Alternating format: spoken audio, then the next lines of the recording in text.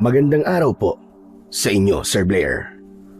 Lalong-lalo na po sa mga giliw ninyong tagapakinig at taga-suporta sa inyong mga YouTube channel na The Voice Addict at mga kwento ni Apong Isaac. Ang kwentong aking ibabahagi ay nangyari taong 1991. 11 taong gulang po ako nang magsimula akong maging manunugis ng aswang. Naging tagapagbantay po ako sa aming baryo dahil madalas kaming pasukin ng mga masasamang elemento.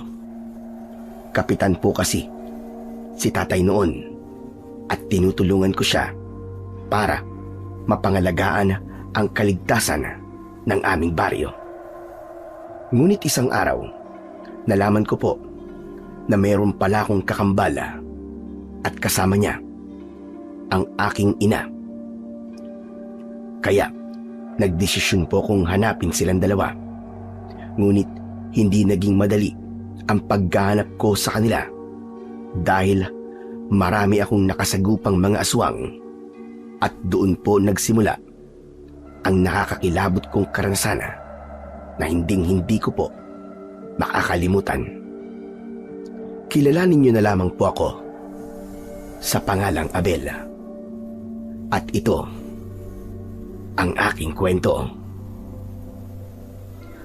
Tay, bakit po mag-isa lang po kayo rito sa labas? Nagpapahangin lamang ako. Hindi kasi ako makatulog. Pero hating gabi na po, tay. Bakit hindi pa po kayo pumasok sa loob? May iniisip po ba kayo? Meron, anak. Bigla ko lang naalala ang tungkol sa nanay mo at sa kapatid mo. Hindi sila mawala sa isip ko. Lalo na ang kakambal mo si Cain. Palagi ko rin naman po silang naaalala, tay. Simula po nang maikwento nyo sa akin ang tungkol po sa kanila. Hindi na po sila nawala sa isip ko. Kahit nagulat po ako na mayroon pa pala akong kapatid at kakambal ko pa po. Masama ba ang loob mo sa akin? Dahil ngayon ko lang sinabi sa'yo ang tungkol sa kanila. Hindi po, tay. Pasensya ka na, Abel, anak. Gusto ko lang maintindihan mo ang lahat bago ko sabihin sa'yo. Tay, meron din po bang suot na medalyon o mutya ang kapatid ko? Kasi po, kalahati lang po itong nasa akin eh. Oo, anak. Hati kayo sa medalyon na may mutya na yan na pag-aari ng lolo nyo na si Lolo Gastor. Tay, ano po bang dahilan? At naghiwalay po kayo ni nanay? Hindi kami nagkaroon ng maayos na pag-uusap ni Marita. Kaya hanggang ngayon, hindi ko pa rin alam kung ano ang dahilan niya at kung bakit siya nagdesisyon ng ganon. Siguro po, tay, may dahilan po si nanay. Kahit 8 taon nang nakakalipas, palagi ko pa rin silang naaalala. Kung kumusta na ba sila, kung ano na kaya ang nangyari sa kanila. Tay, bakit hindi na lang po kaya hanapin po natin si nanay at Cain? Paano natin sila hahanapin, anak? Kapag umalis tayo, sino magtatanggol sa baryo natin? Alam mo naman, di ba? Maraming umaasa sa atin. Hindi naman po tayo magtatagal dun, tay. Babalik din po tayo rito kagad. Hindi mo hawak ang oras, Abela. Paano kung hindi natin sila mahanap kagad? Ayaw niyo po bang subukan, tay?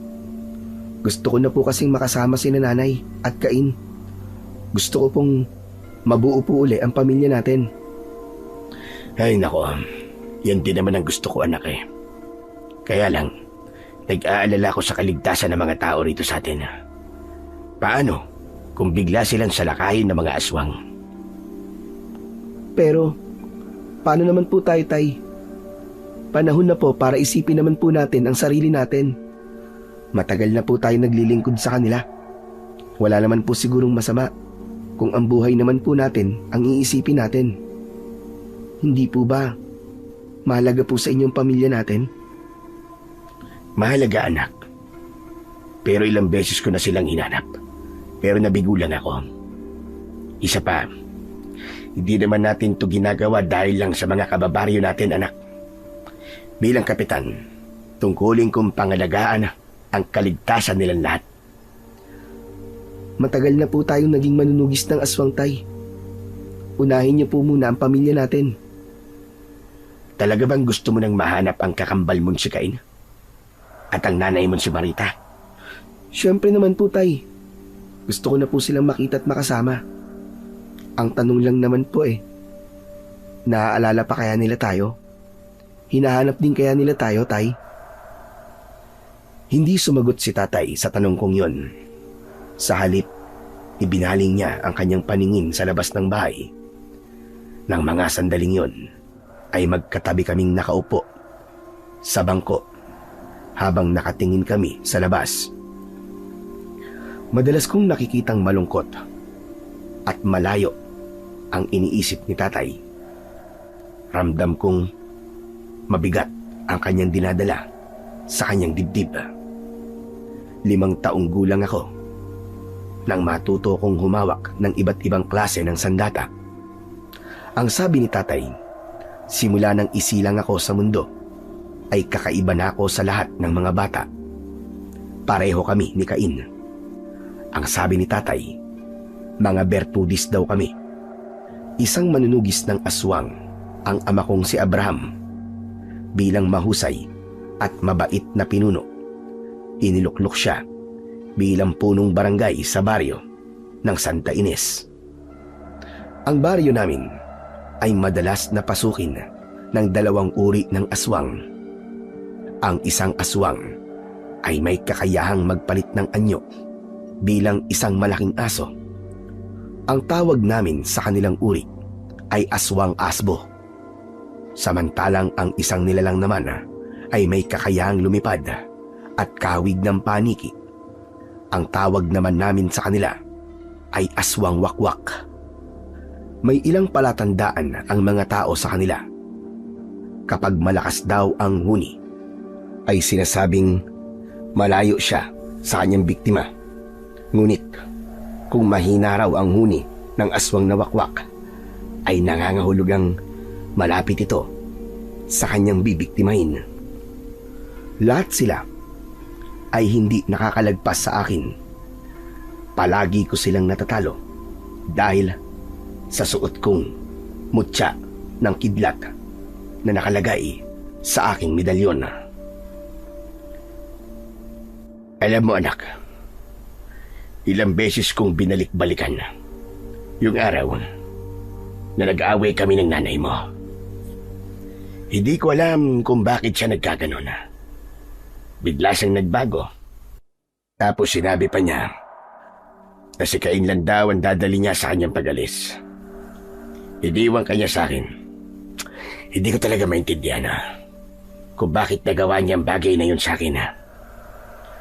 Para bang may kutsilyong sumasaksak sa dibdib ko nang marinig ko ang sinabi ni tatay. Masakit malaman na mas pinili ni nanay ang kakambal ko kaysa sa akin. Pakiramdam ko, hindi ako mahal ng nanay ko. Tay, ako rin po. Iniisip ko rin po. Siguro po mas mahal po ni nanay si Cain kaysa po sa akin. Abel, anak, huwag mo sasabihin yan. Hindi natin maaaring husgahan ng nanay mo. Hindi po kaya may malalim na dahilan si nanay, Tay. Kaya niya po ginawa ang bagay na yon. Ewan ko. Sinubukan ko rin naman na hanapin sila. Pero wala na talaga akong balita tungkol sa kanila, anak. Hanggang sa sumuko na ako sa paghanap sa kanila. Sa tono po ng pananalita niyo, Tay, wala na po kayong balak na hanapin sila. Pasensya na, anak. Pero matagal na akong sumuko. Paulit-ulit lang akong nasasaktan . Para pong sinasabi niyo na kung sakaling hanapin ko po sila, ay hindi niyo po ako sasamahan. Na mag-isa ko lang po silang hahanapin. Oo, anak. Alam kong hindi na rin kita mapipigilang hanapin sila. Ngunit ikaw na lang. Kung ganun po, mag-isa po akong aalis. Hindi sumagot si tatay sa tanong kong yon.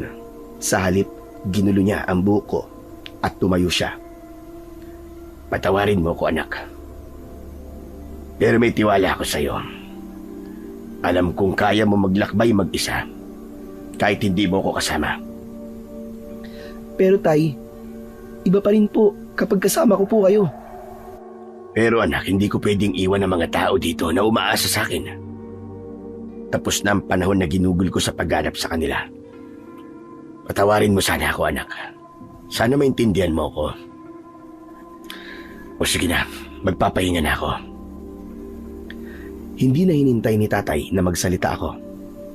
Mabilis siyang pumasok sa loob ng bahay, kaya naiwan akong mag-isa sa balkonahe. Isang malalim na buntong hininga ang pinakawalan ko nang muli akong tumingin sa madilim na bakuran namin. Pagkalipas ng kalahating oras, biglang uminit ang suot kong medalyon na may mutya ng kidlat. Napatayo ako at iginala ko ang paningin ko sa paligid. Kaya naman, hinugot ko ang punyal sa bewang ko. May banta na naman ng aswang. Ang pag-iinit kasi ng mutya ko ng kidlat ang palatandaan ko kapag may aswang sa paligid ko. Kaya naman, mabilis akong tumakbo papunta sa kagubatan. Tumigil ako sa gitna ng kakahuyan.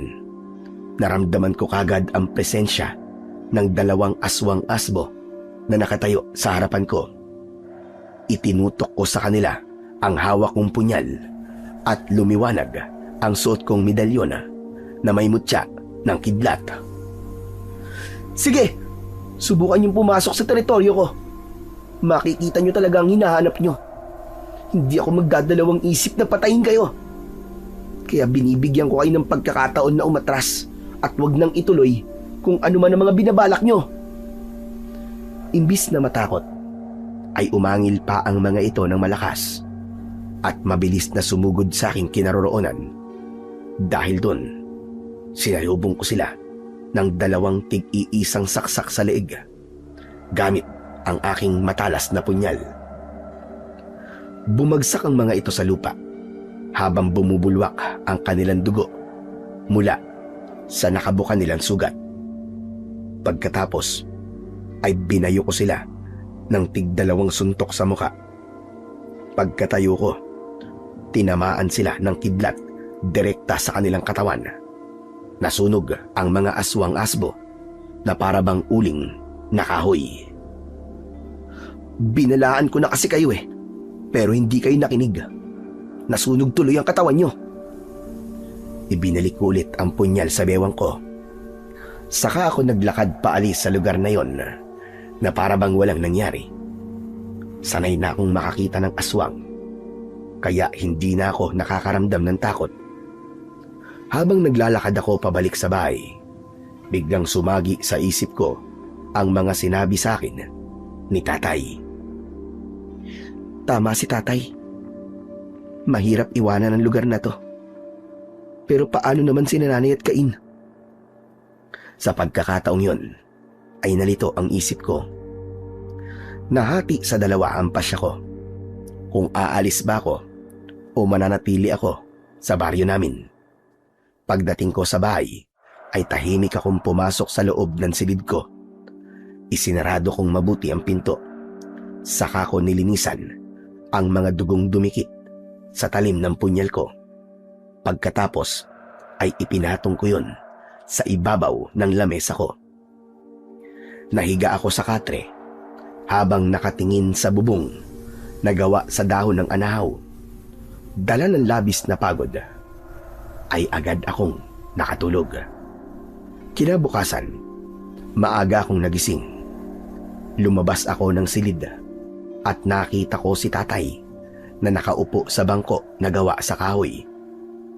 Malungkot siyang nakatingin sa labas ng pintuan. Pero nang maramdaman niya ako, ay tumingin siya sa akin at nagtanong, "Anak, lumabas ka ba kagabi?" Opo, tay. Meron na naman po kasing nakapasok sa baryo natin na aswang asbo. Kaya pinigilan ko po sila. Ano ka mo? Diyos ko anak, bakit di mo kagad sinabi sa akin? Ayoko na po kasing abalahin pa kayo, Tay. Isa pa, natutulog na po kayo ng oras na yun eh. Sana ginising mo ko. Hindi ka sana umalis na mag-isa. Paano na lamang kung napahama ka? Tay, huwag na po kayong mag-alala sa akin. Napatay ko naman po ang 2 aswang na asbo eh. Kahit na alam mo naman nakakaibang uri sila na nilalang. Hindi maaaring ganun anak. Paano kung naunahan ka nila? Hindi sa lahat ng oras malakas ka. Tay, kaya ko naman po makipaglaban sa mga aswang eh. Kaya wag na po kayong mag-alala sa akin. Paano hindi ako mag-aalala anak? Alam mo naman di ba? Ikaw na lamang ang kasama ko sa buhay. Paano kung mawala ka pa? Kaya wag mo nang uulitin yon. Nakikiusap ako sa'yo. Opo, Tay. Pasensya na po kayo. Halika nga rito. Idinipa ni Tatay ang kanyang mga braso. Lumapit naman ako sa kanya at niyakap niya ako ng maigpit. Saka siya nagsalita ng mahinahon. Nakalimutan mo na ba mga ibiniling ko sa'yo? Kapag aalis ka at pupunta sa labanan, palagi mo kong isasama para masigurado kong ligtas ka palagi. Tay, wala na po ba kayong tiwala sa kakayahan ko? May tiwala ako sa iyo anak. Pero sa mga aswag-asbo, wala akong tiwala sa kanila. Naiintindihan mo ba kung anong ibig kong sabihin? Opo, Tay. Naiintindihan ko po kayo. Nakakabahala na kasing madalas na pagpasok ng mga aswang sa baryo natin. Para bang may hinahanap sila. Tama po kayo, Tay. Tsaka hindi po sa lahat ng oras ay mababantayan po natin ang baryo natin. Kaya kailangan kong dagdagan ang mga tanod na magbabantay sa hangganan ng baryo natin. Isa pa, malakas ang kutob kong may dahilan kung bakit nagiging agresibo ang mga aswang na pasukin ang baryo natin. Ano po ang dahilan, Tay, sa tingin nyo? Sa tingin ko, ang puntirya nila ay ang suot mong mutya ng kidlat. Yan nga din po ang hinala ko, Tay. Gusto nilang kunin sa akin ang medalyon ng kidlat. Para wala nang hahadlang sa pag-asik nila ng lagim. Tama ka, anak. Kung ganun po, maaaring pati ang kakambal kong si Kaintay ay nasa panganib din po. Matagal na tumitig sa mukha ko si Tatay. Kaya nakita ko ang matinding pag-aalala sa mga mata niya. Para bang ang tadhana na mismo nagsasabing kailangan niyo nang mahanap ang isa't isa. Tay, kailangan ko pong hanapin si Cain. Dahil nasa kanya po ang medalyon ng mutya ng kulog. Tsak na ginugulo na rin po siya ng mga aswang, Tay. Nag-aalala na napatingin sa akin si Tatay. Saka siya tumayo at hinawakan niya ako sa tigkabilaan kong balikat. Anak, labag man sa kalooban kong payagan kang umalis. Ngunit tama ka. Kailangan mo nang hanapin ang kakambal mong si Cain at ang nanay mong si Marita. Tiyakin mong ligtas sila. Patawarin mo ako, anak, kung hindi kita masasamahan sa paghanap sa kanila. Hihintayin kita rito. Tiwala ako na magtatagumpay ka. Salamat po, Tay. Babalik din po ako agad dito. At sa pagbabalik ko po, kasama ko na po si nanay at si Cain. Isang malalim na buntong hininga ang pinakawalan ni Tatay. Sa kanya binitiwan ang mga balikat ko. Alam kong darating ang araw na ito na magpapaalam ka sa akin para hanapin ang iyong nanay at ang iyong kapatid. Hala, sige na. Kailangan mo ng maganda sa pag-alis. Mag-iingat ka, anak. Kayo rin po, Tay. Mag-iingat din po kayo dito. Tumango si Tatay bilang tugon niya sa akin. Nangingilid ang luha niya sa mga mata at bakas ang lungkot sa kanyang muka nang yakapin niya ako ng maigpit. Saka siya lumabas ng bahay para pumunta sa barangay hall. Alam kong hindi kaya ni Tatay na makita akong umalis, kaya mas pinili nitong maunang umalis kesa sa akin. Patawarin niyo po ako, Tay. Kailangan ko po kayong iwan. Gagawin ko po ito para sa inyo. Dahil ayoko na pong makita kayong palaging nalulungkot. Isang malalim na buntong hininga ang pinakawalan ko. Saka ako pumasok sa loob ng silid ko. Dinampot ko muna ang punyal sa ibabaw ng lamesa. Saka ko isinuksok sa bewang ko. Pagkatapos, nag-impake ako ng konting damit. Inilagay ko na ang mga yon sa telang bag. Kasama ang isang balot ng biskwit at isang bote ng tubig para may baon ako sa paglalakad. Mabigat man sa kalooban ko ang umalis nang hindi ko nakikita si tatay, ay kailangan kong gawin yon upang hindi na lubusang malungkot ang aking ama. Nang matapos ako sa paghahanda ng mga dadaling ko, ng araw din na yon, ay agad akong umalis sa bahay. Tinahak ko ang daan, paakyat sa bundok. Halos tumagal ng 2 oras ang paglalakad ko. Saka ko narating ang unang baryo. Nalaman ko na yun ang baryo ng San Sinukob. Mga Aita ang nakatira sa lugar na yon. Nagtanong-tanong ako sa kanila kung kilala nila si Nanay Marita at Cain. Ngunit bigo ako. Walang nakakakilala sa dalawa. Hindi ako tumigil sa paghanap hanggang sa nakarating ako sa pangalawang baryo. Pero kagaya ng nangyari kanina, wala akong natanggap na impormasyong nagsasabi na kilala nila sina Cain at si Nanay. Konting tiyaga pa, Abel. Huwag kang susuko. Muli kong ipinagpatuloy ang paglalakad hanggang sa inabutan na ako ng dilim sa kalsada. Mas mabuti siguro kung dito na muna ako magpapalipas ng gabi. Inilapag ko sa ugat ng puno ang dala kong bag. Yun ang ginawa kong unan. Pagkatapos, nahiga ako. Pero hindi agad ako dinalaw ng antok. Biglang sumagi sa isip ko si tatay habang nakatingin ako sa itaas ng puno. Ano kayang ginagawa ngayon ni tatay? Tsak, nag-aalala na siya sa akin. Habang nakatingin ako sa nakalitaw na buwan sa langit, bigla akong nakarinig ng malakas na pagaspas ng pakpak mula sa impapawid. Kasunod ng paggalaw ng mga daon sa itaas ng puno. Napabalikwas ako ng bangon. Muling naulit ang huni ng aswang na wakwak. Mahina yon, palatandaan na malapit lang sa akin ang halimaw. 5 taon pa lang ako noon ay pinag-aralan ko na ng mabuti ang tungkol sa mga nilalang na kampon ng kadiliman. Kabisado ko na rin ang kanilang kahinaan at kung ano ang unang mararamdaman ko sa ngutya ng kidlat. Tumayo ako, sabay tingala sa langit. Hinugot ko sa kaluban ang punyel ko, saka ako naging alerto sa paligid. Umiinit ang medalyon ng mutya ng kidlat sa leeg ko. Sigurado akong malapit na sa akin ang aswang na wakwak. Nagtago ako sa likod ng puno at pinakiramdaman ko ang ingay sa paligid. Maya-maya pa ay bumaba sa lupa ang aswang na wakwak. Panay ang pagaspas ng kanyang pakpak at mahina ang kanyang huni. Panay ang linga niya sa paligid na parabang may hinahanap. Mapula ang kanyang mga mata at matutulis ang kanyang mga ngipin na paraban lagari.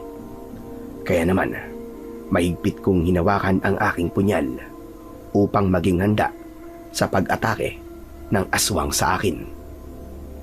Akma sanang lalapit sa aking pinagtataguan ang aswang na wakwak nang bigla itong napatingin sa gawi ng baboy ramo. Mabilis nitong sinunggaban ng kagat ang leeg ng hayop. Saka sinipsip ang dugo nito at winakwak ang tiyan kasunod ng pagkain nito sa lamang loob ng kaawa-awang baboy ramo. Nanginginig ako dahil sa labis na galit. Yun ang unang pagkakataon na hindi ko pinatay ang aswang. Mas mahalaga sa akin ang makita ko muna sina Nanay Marita at Cain. Nang mabusog ang aswang na wakwak, lumipad ito paitaas at nawala sa madilim na bahagi ng kalangitan. Mabuti na lang. at hindi niya naramdaman ang presensya ko. Tamang-tama. Makakapagpahinga ako ng maayos. Agad akong nahiga sa pinagtataguan ko. Saka ko ipinikit ang mga mata ko. Dahil sa labis na pagod, ay agad akong nakatulog. Kinabukasan, nagising ang natutulog kong diwa dahil sa malakas na huni ng baboy ramo sa tabi ko. Napabalikwas ako ng bangon, kaya nakita kong kalat na ang liwanag sa paligid. Tanghali na pala. Mabuti na lang at nagising ako sa huni ng baboy ramong to. Akala ko may aswang na naman. Mabilis akong tumayo at sinipat ang bawat sulok ng kagubatan. Naghanap ako ng pwede kong madaanan. Maya-maya pa ay nakita kong tumakbo ang baboy ramo sa bahagi ng makipot na daan. Papasok sa kakahuyan na merong mga kawayan sa paligid. Agad akong naganda at sinimulan ulit ang paglalakad. Pagkalipas ng 5 oras, ay narating ko ang gilid ng kalsada.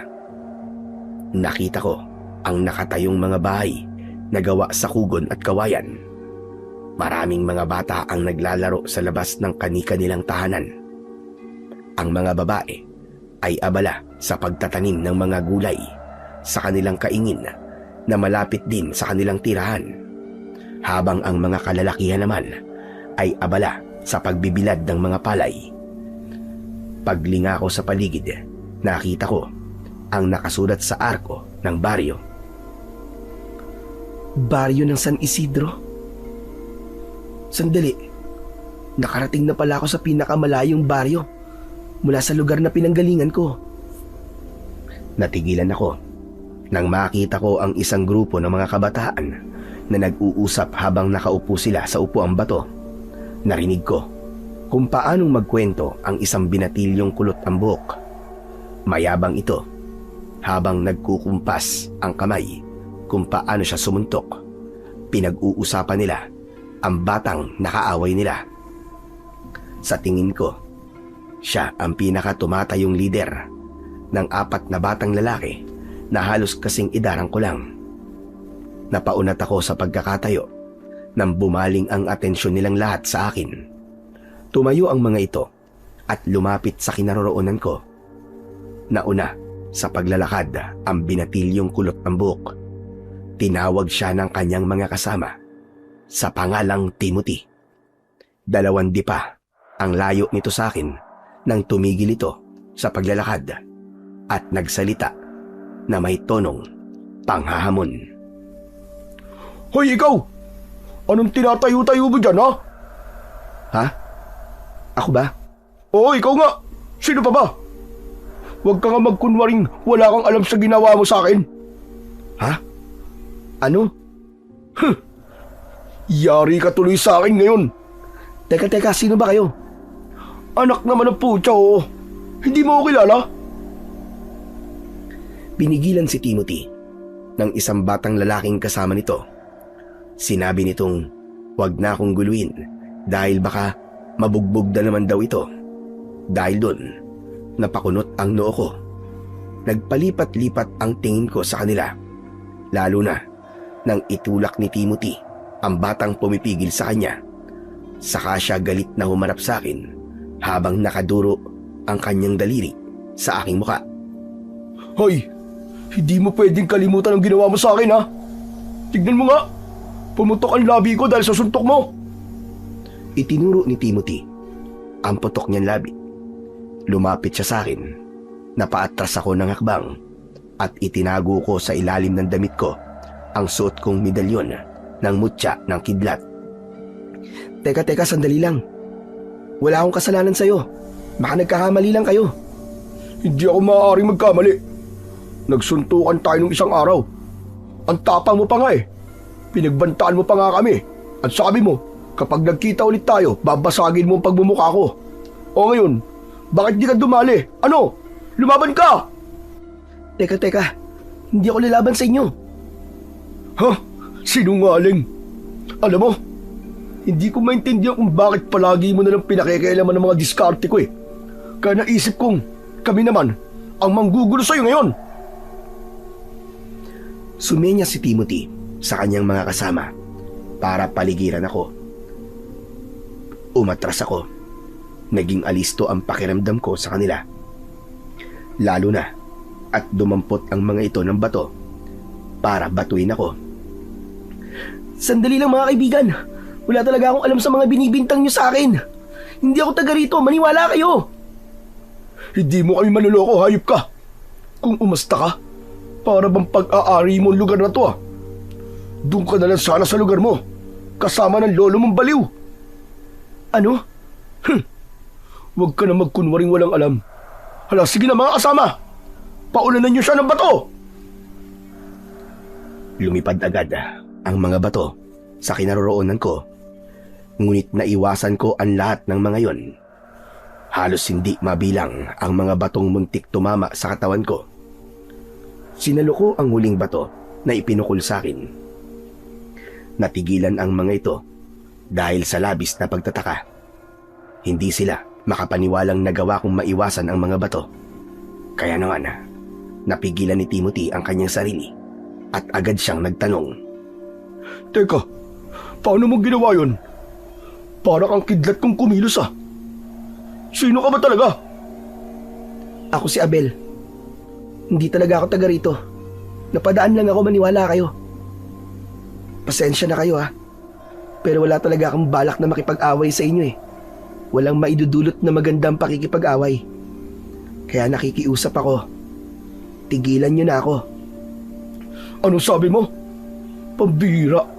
Nakalug na ba yung ulo mo? At naging mabait ang pakikipag-usap mo sa akin ngayon? Hoy! Para sa amin, ikaw ang pinakabarumbadong bata na nakilala namin. Ultimo matanda nilalabanan mo. Pagkatapos, aasta ka na mabait ngayon. Lokohin mo ang lela mong panot. Ano? Saglit ako natigilan nang maintindihan ko kung bakit nagsalita ng ganun si Timothy.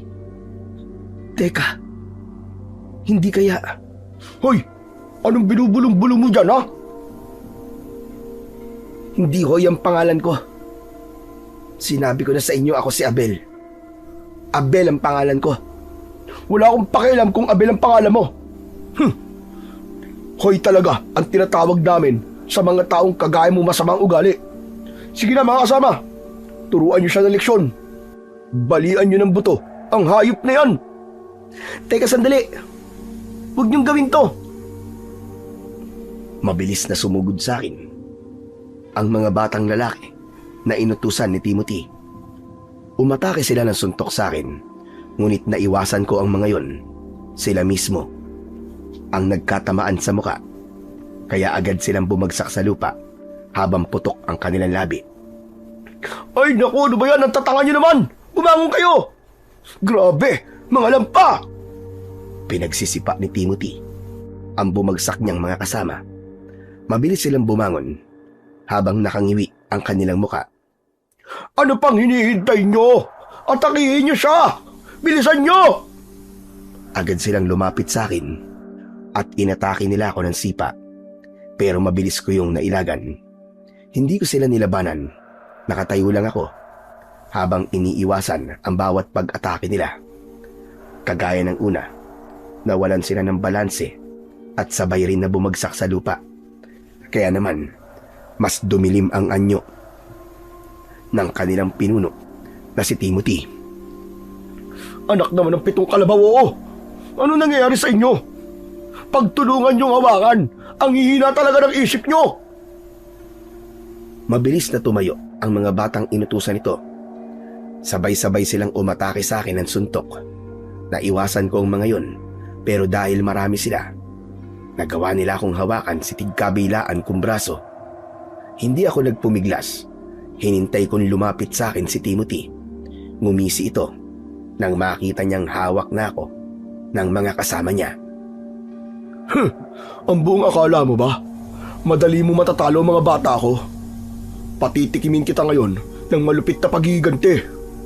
Kaya simulan mo na magdasal. Teka sandali lang. Nagkakamali kayo. Hindi ako yun. Hindi ko nga kayo kilala eh. Kaya bitiwan niyo na ang kamay ko. Huwag ka na magkunwari. Ganyan din ang katwiran ng mga batang nasusukol namin. Humanda ka sa akin ngayon. Lintik lang ang walang ganti. Sinuntok ako ni Timothy, ngunit naiwasan ko yun. Tinamaan niya ng suntok ang isang batang lalaki na may hawak sa kabila kong braso. Dahil dun, nabitiwan nito ang braso ko. Kaya naman, nakahanap ako ng pagkakataon para hilahin ang isa ko pang braso mula sa pagkakahawak ng mga kasama nito. Tuluyan akong nakawala sa kanila. Ano ba? Hawakan nyo kasi. Nag-iisa lang yan eh. Nagpapatalo kayo. Nang walang lumapit sa akin para hawakan ulit ako, si Timothy na ang lumapit sa akin at inatake niya ako ng sipa.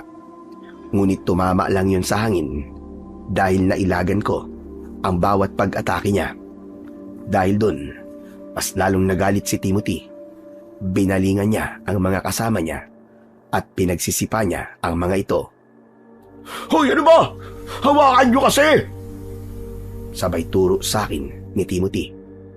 Mabilis nila akong sinunggaban at pinagtulungang hawakan si tigkabila ang braso at binti para hindi ako makagalaw. Lintik ka. Magbabayad ka sa akin ngayon. Akma na sanang susuntukin ako ni Timothy nang biglang may sumigaw mula sa akin likuran. Boses yun ng isang batang lalaki. Hoy, Timothy! Ano na naman bang ginagawa nyo, ha? Hindi pa kayo nadala sa ginawa ko sa inyo? Meron na naman kayong pinagtitipan? Nanlaki ang mga mata ni Timothy nang nagpalipat-lipat ang tingin nito sa mukha ko at sa mukha ng bagong dating na batang lalaki. Bumitaw din sa akin ang mga kasama nito. Napaatras silang lahat habang namumutla ang kanilang mukha. Teka, papanong? Anong papanong, ha? Hindi ba't pinagsabihan ko na kayo na huwag kayong mananakit ng mga batang kagaya ko? Hindi ba't sinabi ko rin na kapag nahuli ko kayong may pinagtutulungan na batang walang kalaban-laban sa inyo, babasagin ko ang pagbumukha nyo? Ikaw nga yun. Ikaw ang bumugbog sa amin. Teka! Napaatras si Timothy habang titig na titig sa batang lalaking nasa likuran ko. Ano? Bakit di ka makapagsalita, ha? Kung talagang matapang kayo, ako ang harapin nyo. Tayo ang magtuos. Mabilis na sumugod ang batang lalaki, kasunod ng pagsuntok nito sa muka ni Timothy. Ano? Bakit hindi ka lumaban sa akin ngayon, ha? Lumaban ka. Ilabas mo ang tapang mo. Bumagsak ang mga ito sa lupa. Habang nasa ilalim si Timothy, hindi siya makagalaw dahil sunod-sunod ang suntok na tumama sa kanyang muka. Tumayo ang batang lalaki at binalingan naman ito ang mga kasama ni Timothy. Dahil sa takot, kumaripas ng takbo ang mga bata. Naiwan si Timothy habang nakangiwi ang muka dahil sa labis na sakit. Nang tumingin sa akin ang batang lalaki, kinabahan ako.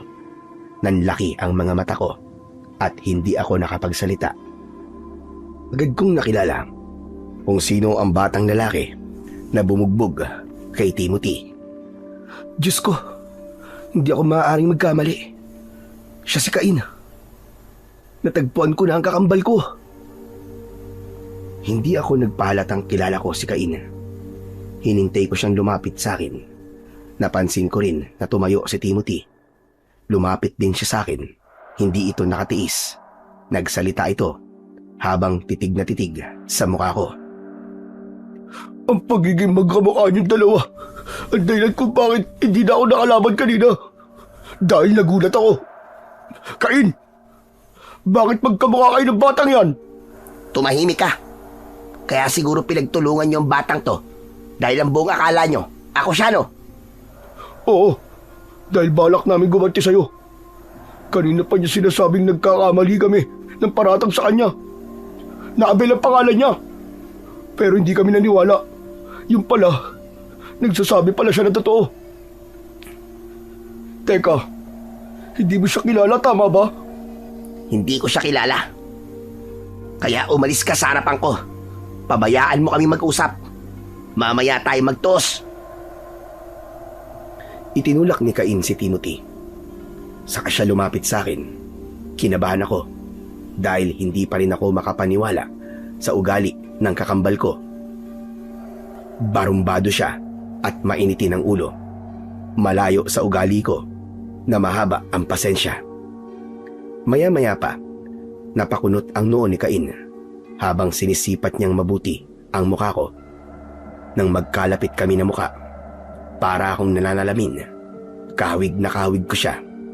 Napansin ko rin ang suot niyang kwintas. Yun ang medalyon na may mutya ng kulog. Ikaw, sino ka? Bakit magkamukha tayo? Ha? Hindi ko rin alam eh. Di ba may ganun naman talaga? Kahit hindi magkakilala, ay merong magkakamukha. Huwag mo akong lokohin ha. Magsabi ka sa akin ng totoo kung sino ka. Dahil kung hindi, babalasahin ko rin ang pagmumukha mo. Hindi ko alam kung tama bang aminin ko na lang sa kanya na ako ang kakambal niya. Ngunit batay sa ugali niya, tsak na hindi agad siya maniniwala sa akin. Tinatanong kita, sumagot ka. Maikli lang ang pasensya ko ha. Baka suntukin kagad kita dyan. Teka sandali.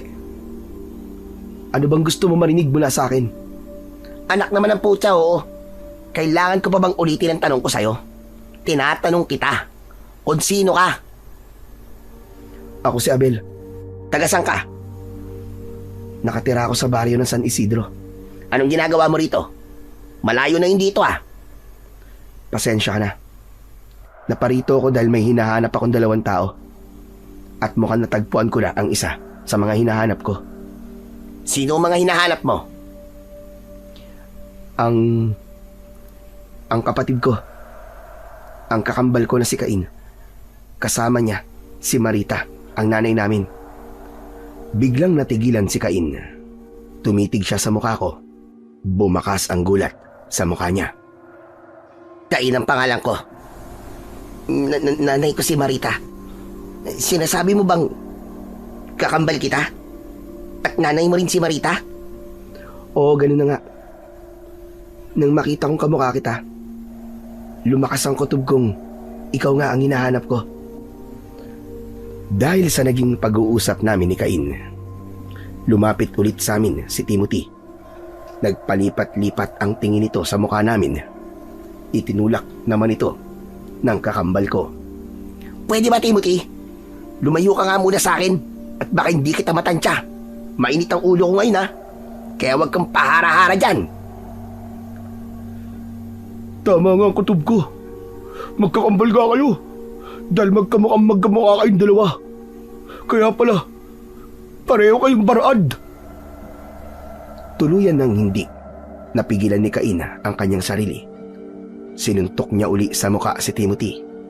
Bumagsak ito sa lupa at pinagsisisipa niya ito sa tadyang.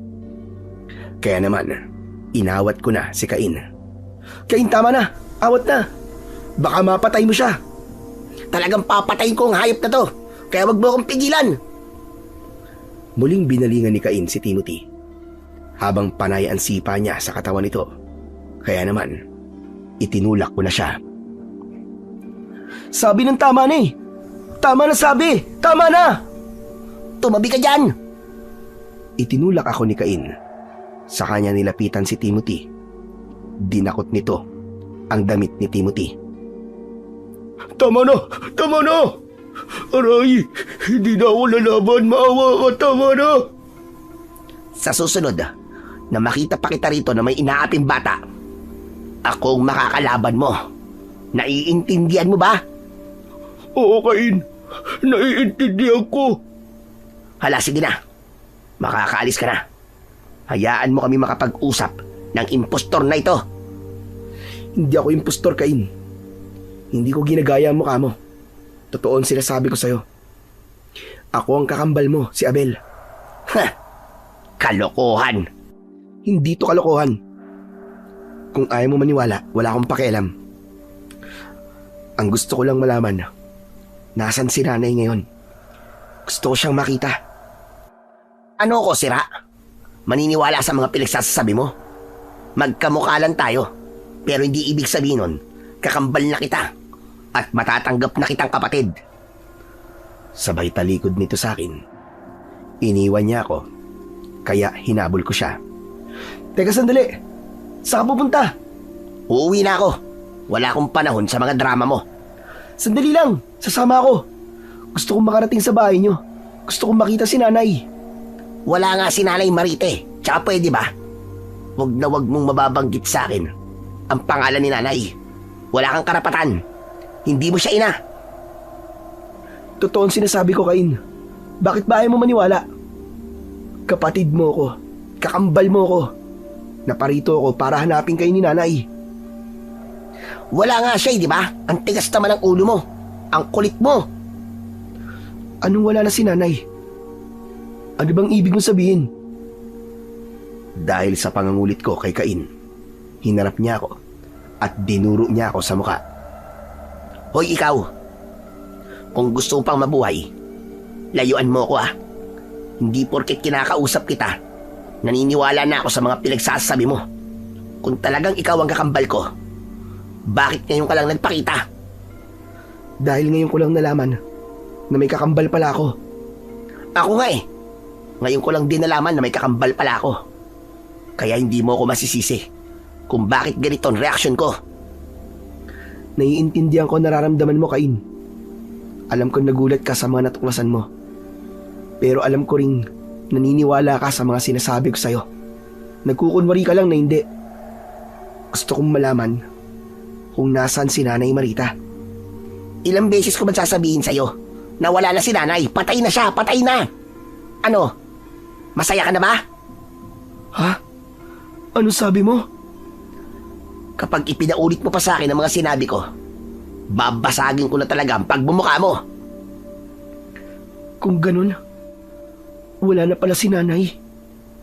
Kailan pa? Hindi sinagot ni Cain ang tanong ko. Sa halip ay ibinaling niya ang kanyang tingin sa ibang direksyon ng daan. Naglakad siya at iniwan ako sa daan. Nagunahang pumatak ang masaganang luha sa aking mga mata. Parang binabayo ng maso ang dibdib ko dahil sa labis na sakit. Kung totoong patay na si nanay, hindi ko na pala siya makikita. Hindi ko na rin siya mayayakap. Dahil doon, hinabol ko si Cain. Pilit kong pinaniniwala ang sarili ko na baka nagsisinungaling lang siya. Nang maramdaman ni Cain na nakasunod ako sa kanya, tumigil siya sa paglalakad at hinarap niya ako. Sabi ko nang wag mo akong susundan Agad niya akong sinuntok, ngunit nakaiwas ako. Inulit niya ang pagsuntok niya sa akin, pero tumama lang yon sa hangin. Huwag mo nang subukan saktan ako, Cain. Mapapagod ka lang sa pag-atake sa akin. Hindi ko hahayaang tumama ang kamao mo sa katawan ko. Wala akong ibang gusto, kundi ang makita lang si Nanay Marita. Hindi ako naniniwalang patay na si nanay. Matagal nang patay si Nanay. 5 taong gulang pa lang ako noon nang mamatay si Nanay. Pinatay siya ng mga aswang na wakwak. Kung hindi ka pa rin naniniwala, bahala ka sa buhay mo. Hindi totoo yan. Hindi ko pa nakikita si nanay. Hindi ko pa siya nayayakap. Hindi siya pwedeng mamatay. Sinabi ko na sa'yo ang totoo, di ba? Kaya makakaalis ka na. Huwag kang susunod sa akin. Hindi. Hindi ako aalis dito, Cain. Wala akong pakialam kung ayaw mo umalis. Si nanay lang ang pamilya ko. Kaya wag mo na siyang babanggitin sa akin. Dahil baka kung ano pa ang magawa ko sa'yo.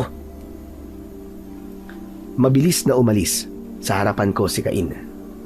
Nang hina ang mga tuhod ko, pakiramdam ko, gumuho ang mundo ko. Pati na ang pangarap ko na muling mabuo ang pamilya ko. Humagulgol ako ng iyak at ipinagpatuloy ko ang pagsunod kay Cain. Nay? Nay, bakit po? Bakit po hindi niyo man lang ako hinintay? Sa pagtingin ko sa gawin ni Cain, nahuli ko siyang nakatingin sa akin. May luha ang kanyang mga mata, ngunit bakas ang galit sa kanyang muka Saka siya tumalikod ulit at naglakad palayo sa akin. Pero hinabol ko siya. Teka! Sandali lang! Tumigil sa paglalakad si Cain, ngunit hindi siya humarap sa akin. Kung totoo nga na wala na si nanay, sino nag-aalaga sa'yo ngayon? Si Lolo Juan, ang tatay ni Nanay Marita. Kung ganun, lolo ko rin siya. Wala kang lolo, akin lang siya. Kaya umalis ka na. Nawala man si nanay, may tatay pa tayong naghihintay sa atin dalawa. Sumama ka na sa akin, Cain. Ang kapal ng mukha mo sabihin sa akin ng bagay na yan, ha? Wala akong tatay. Matagal nang patay ang tatay ko. Huwag mong sabihin yan, Cain. Hindi kita matatanggap sa buhay ko. Kayong dalawa ng tatay mo. Parang may libo-libong kutsilyo ang tumama sa puso ko nang sabihin yun ni Cain. Ngunit hindi ako natinag. Mas lumapit ako sa kanya. Sasama ako sa'yo sa ayaw at sa gusto mo. Kakausapin ko si Lolo Juan. Hindi nagsalita si Cain at ipinagpatuloy niya ang paglalakad. Tahimik naman akong sumunod sa kanya. Maya-maya pa ay huminto ulit ito sa paglalakad. Pwede bang wag mo na akong sundan? Hindi kita kailangan. Pero kailangan kita, Cain. Kailangan ka namin ni tatay. Sige, sumama ka. Pero wag mong aasahang tatanggapin kita. Hindi ko hahayaan na tumira ka sa bahay. Hindi ko alam kung ano ang nangyari sa'yo, Cain. At kung ano ang naging buhay mo nun para maging bato ang puso mo. Pero hindi kita masisisi. At gusto kong sabihin sa'yo na hindi kita susukuan. Tigilan mo ng kadramahang yan. Hindi yan uso sa akin. Umiinit lang ang ulo ko. Baka hindi talaga kita matansya. Muli nitong ipinagpatuloy ang paglalakad. Sumunod ako sa kanya hanggang sa nakarating kami sa gitna ng nyugan. Nakita ko ang isang malaking bahay na gawa sa tabla. Nakatayo yun sa gitna ng 2 puno ng nyug. Napako ang atensyon ko sa matandang lalaking nagsisibak ng kahoy. Nang mapansin kami ng matanda, tumigil ito at nabitiwan nito ang palakol. Titig na titig ang matanda sa mukha ko. Cain, sino ang kasama mo? Siya po si Abel. Aba, teka, kamukhang-kamukha mo siya. Lolo Juan, ano po ang ibig sabihin nito? Totoo po ba at sinasabi niya? Nakakambal ko daw po siya. Bumakas sa mukha ng matanda ang labis na gulat. Ngunit napalitan yun ng tuwa. Alam ko ang tungkol sa kakambal mo, Cain. Patawarin mo ko kung sa kanya mo pa nalaman ang buong katotohanan. Ano po? Ganun lang po yung kasimple para sa inyo, Lolo Juan. Niloko niyo po ako eh. Hindi niyo po sinabi sa akin na may kakambal pala ako. Dahil naganap ako ng tamang pagkakataon para sabihin sa iyo ang tungkol sa bagay na ito. Alam niyo po, Lolo Juan, pakiramdam ko, tinraidor niyo ako.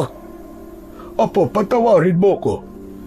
Ngunit narito na siya at hindi ko hahayaan na magkahiwalay pa kayong magkapatid. Huwag niyo pong sabihin tatanggapin niyo si Abel. Abay, bakit hindi, Cain? Apo ko rin siya. Matagal na akong nangungulila sa kanya. At ngayong nasa harapan ko na siya, hindi ko nahahayaan na magkahiwalay ulit kami. Hindi ka ba masaya na narito na ang kakambal mo, Cain? Kung nalaman ko po nung mas maaga, baka naging mas masaya pa ako. Kaya lang hindi. Kaya hindi ko po siya matatanggap. Hindi ko siya matatanggap sa pamamahay natin. Teka, sandali lang, Cain. Hindi ko naman sinabi. Natitira ako rito eh. Gusto ko lang siguraduhin kung totoong patay na si nanay. Yun lang. Lumapit sa akin si Lolo Juan. Hinawakan niya ang tigkabilaan kong balikat. Sa kasamaang palad, Apo, tama ang kakambal mo. Matagal nang patay si Marita. Inatake siya ng aswang na wakwak. Kaya ako nang nagpalaki sa kakambal mong si Cain. Isa pa, umaasa kung darating ang araw na magyayari ito. Ang magkikita kayong dalawa at magkasama kayong magkakambal. Lolo Juan, sabi nang hindi ko siya kakambal eh. Bakit ba tigas-tigas ng ulo nyo? Hindi ko siya matatanggap. Kaya tigilan nyo ng pakikipag-usap sa kanya. Ikaw ang tumigil, Cain. Ngayon na nga lang kayo nagkitang magkapatid. Ganyan pang ugaling ipapakita mo sa kanya. Ay nako, wala na talaga akong masabi. Bahala nga kayo dyan. Padabog na umalis si Cain at pumasok siya sa loob ng bahay. Saka naman ako binalingan ni Lolo Juan. Kinabig niya ako at niyakap niya ako ng maigpit. Ang apo ko, salamat at nandito ka na. Lolo Juan, hindi ko man lang po nakita at nakasama si nanay. Sobrang sakit po na malamang wala na po siya. Pati po si Cain, hindi niya ako matanggap bilang kapatid niya. Tahan na, apo. Huwag ka nang malungkot. Kaya nga naging manunugis ng aswang si Cain. Dahil hindi niya matanggap ang nangyari kay Marita. Kaya ikaw nang bahalang magpasensya sa ugali ng kakambal mo. Bumitaw ng yakap sa akin si Lolo Juan. Pagkatapos ay hinawakan niya ang kamay ko. Pumasok na muna tayo sa loob ng bahay para makapag-usap tayo na maayos. Nang pumasok kami sa loob ng bahay, nakita ko ang maraming mga pugot na ulo ng iba't ibang klase ng hayop na nakasabit sa dingding. Napatingin ako kay Lolo Juan. Bukod sa pagsasaka, mangangaso rin ako ng mga hayop, Abel. Ibinibenta ko ang mga yon sa palengke. Kaya po pala marami rin po kayong mga sandatang nakasabit sa dingding. Ginagamit ko naman yan sa mga aswang na pumapasok sa baryo namin. Hala, sige na. Maupo ka muna at ipagtitimpla kita ng kape. Teka, Abel. Ano po yun, Lolo? Pwede ko bang makita kung nasa iyo pa rin ang medalyon ng mutya ng kidlat? Nagulat ako sa umpisa dahil alam din pala ni Lolo ang tungkol sa mutya ko. Agad kong inilabas ang mutya ng kidlat na nasa ilalim ng damit ko. Saka ko ipinakita kay Lolo Juan. Lumiwanag ang mukha nito dahil sa tuwa. Totoo nga. Walang duda. Ikaw nga ang apo ko. Hala, sige na. Maiwan muna kita dyan. Mabilis na tumalikod sa akin si Lolo Juan. Pagkatapos, pumasok siya sa loob ng kusina. Naupo ako sa bangkong gawa sa kawayan. Saka ako tahimik na naghintay. Pagkalipas ng 3 minuto, lumabas si Cain mula sa kanyang kwarto. Umupo siya sa katapat kong upuan at mariin niya akong tinitigan. Hoy Abel, ano pang ginagawa mo rito ha? Hindi ka pa ba uuwi? Nakakaabala ka na rito ah. Bakit ka ba ganyan, Cain? Bakit ba ganyan ang ugali mo? Bakit? Anong masama sa ugali ko? Pinalaki kasi ako ni tatay na mabuting bata.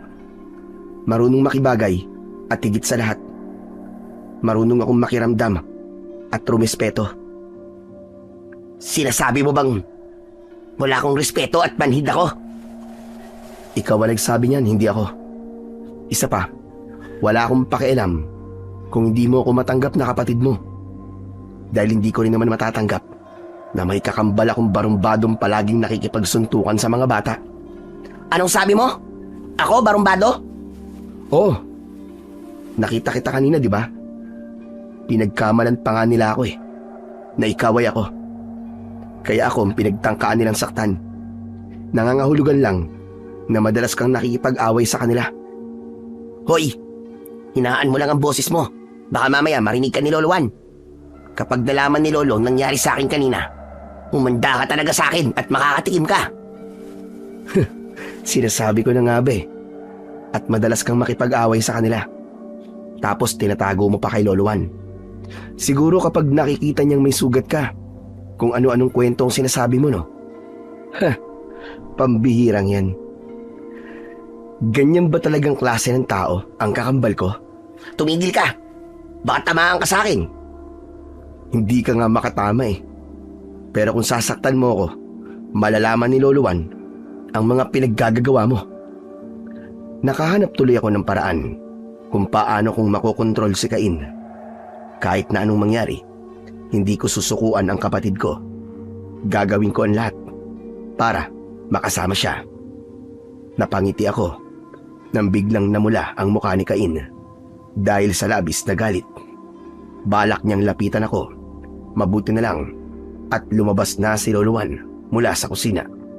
May dala siyang isang tasang kape at iniabot niya yon sa akin. Mabilis ko namang tinanggap yon. Salamat po dito sa kape, Lolo Juan. Sige na, inumin mo na yan. Teka, hindi ka ba ginugulo nitong si Cain? Tumingin ako sa gawin ni Cain at muntik akong masamid ng kape nang makita kong pinandidilatan niya ako ng mga mata.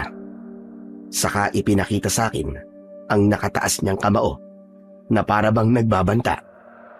Napalingon naman si Lolo Juan sa gawi ni Cain.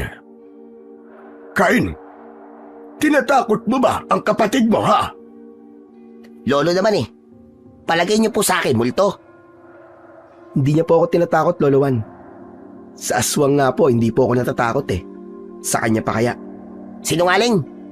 Baka kapag nakakita ka ng aswang, magkandaihi kasi sa lawal mo. Bakit, Cain? Nangyari ba yun sa'yo? Mas lalong namula sa galit si Cain dahil sa pang-aasar ko. Siya nga pala. Ano bang binabalak mo ngayon, Abel? Uuwi na po muna ako sa baryo namin. Isasama ko po rito si tatay. Saan ba kayo nakatira ng tatay mo?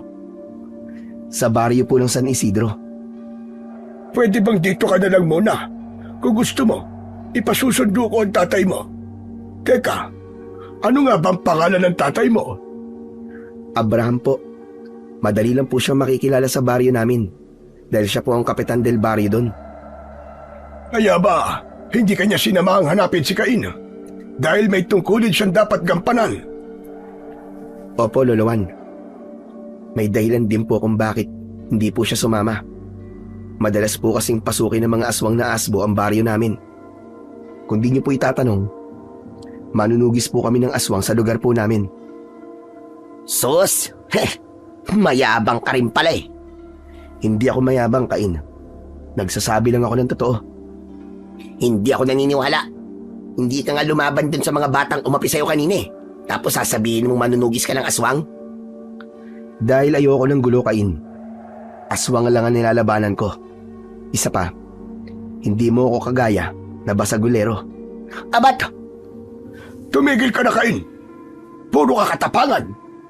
Palagi mong pinaiiral ang init ng ulo mo. Hala, bueno't kilala ko ng tatay mo, Abel. Ipasusundo ko siya sa mga kaibigan kong mangangalakal. Pero Lolo, wala nang pero. Matagal kitang hindi nakasama, Apo. Kaya gusto kong makapiling ka kasama ni Cain. Sus! Umiral na naman ang pagiging dramatiko niyo, Lolo Juan. Lumabas ka nga muna ng bahay, ha, Cain. Pabayaan mo kaming mag-usap ni Abel. Hindi. Dito lang ako. Gusto ko pong marinig kung paano kayong paikuti ni Abel.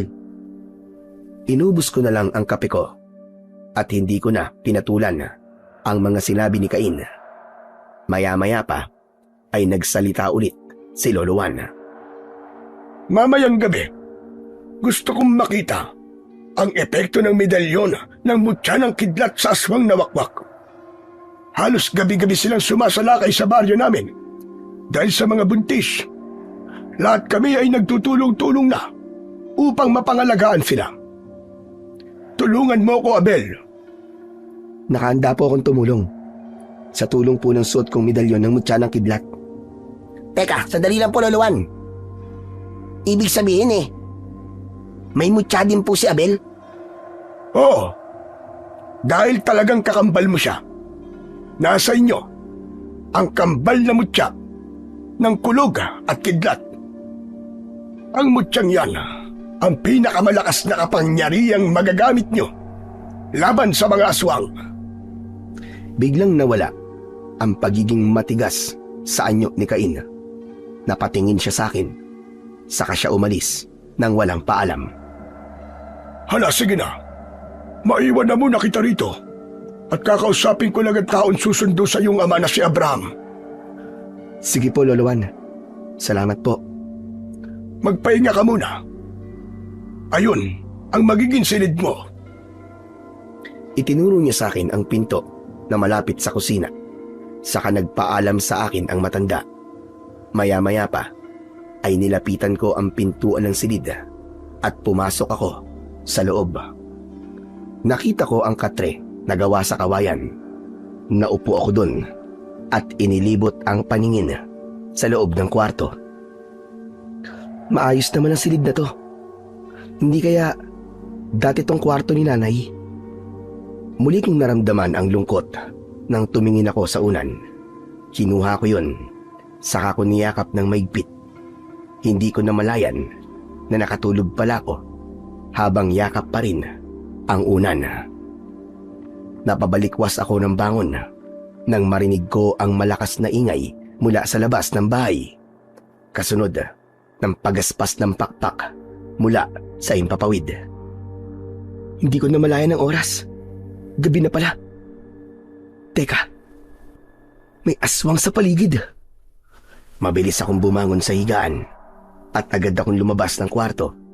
Narinig ko ang boses ni Cain sa labas ng bahay habang hinahamon niya ang mga aswang sa paligid. Hoy! Kayo! Kung matapang talaga kayo, magpakita kayo sa akin. Bakit hindi niyo ako labanan? Basta isa-isa lang. Nakita ko rin si Lolo Juan na nakatayo sa likod ni Cain. May hawak siyang pana at pinapana niya ang mga aswang na wakwak.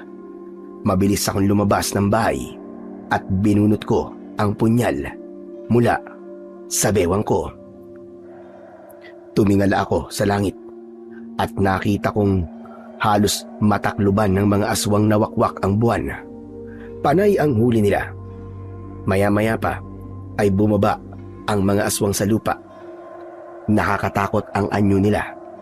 Ngunit hindi ako nagpasindak. Itinutok ko sa kanila ang hawak kong punyal. Binunot din ni Cain ang kanyang sandata. Kaya nagulat akong pareho kami ng itsura ng armas. Teka, bakit pareho tayo ng punyal? Pag-aari ito ni nanay. Kaya wag mo nang ipamukha sa akin na magkakambal talaga tayo. Ngayon mo ipakita ang yabang mo kanina. Naghiwalay kami ni Cain. Mabilis siyang umatake habang malakas ang kanyang sigaw.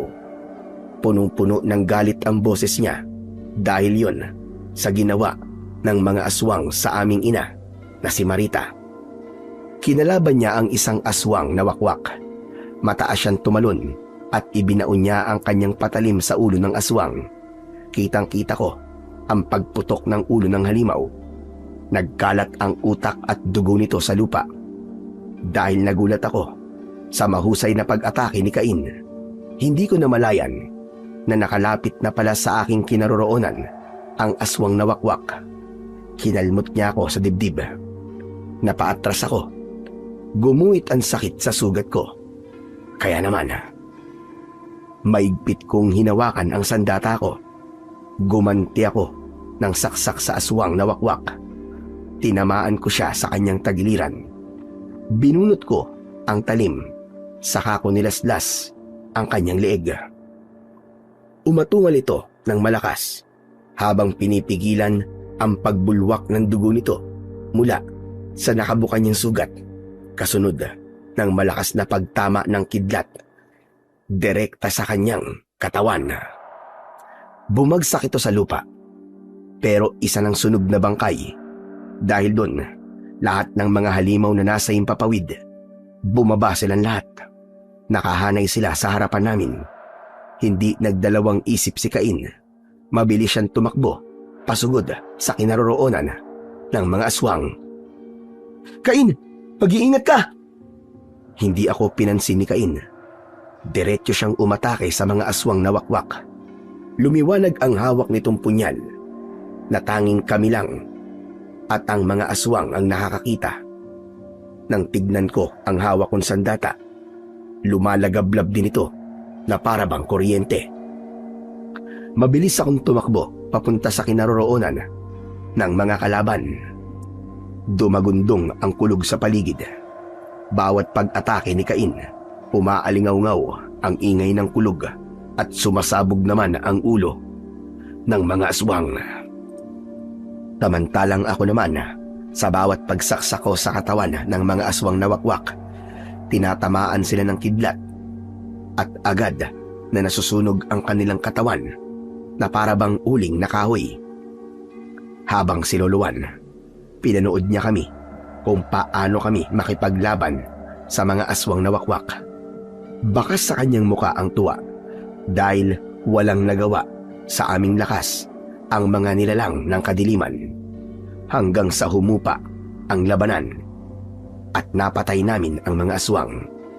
Nagkatinginan kami ni Cain habang hawak namin ang aming mga sandata.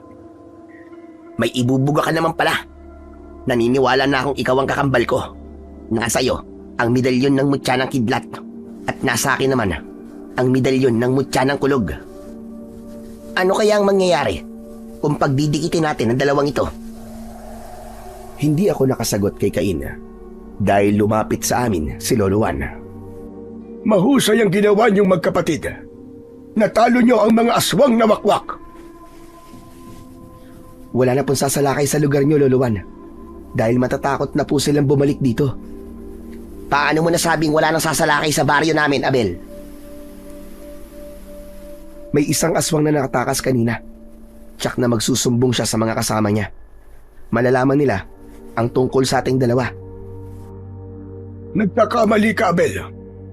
Mas lalo silang manggugulo sa baryo namin dahil sa mga mutya na suot niyo. Ito ang dahilan kung bakit hindi kita pinayagang umalis. Ayoko mapahamak ka sa daan. Kapag nakuha nila ang mutya na nasa iyo, mababawasan ang kapangyarihan ng mutya na suot ni Cain. Teka, hindi ko po naiintindihan ang sinasabi niyo, Lolo Juan eh. Ang medalyon niyo na may mutya ay kambal din.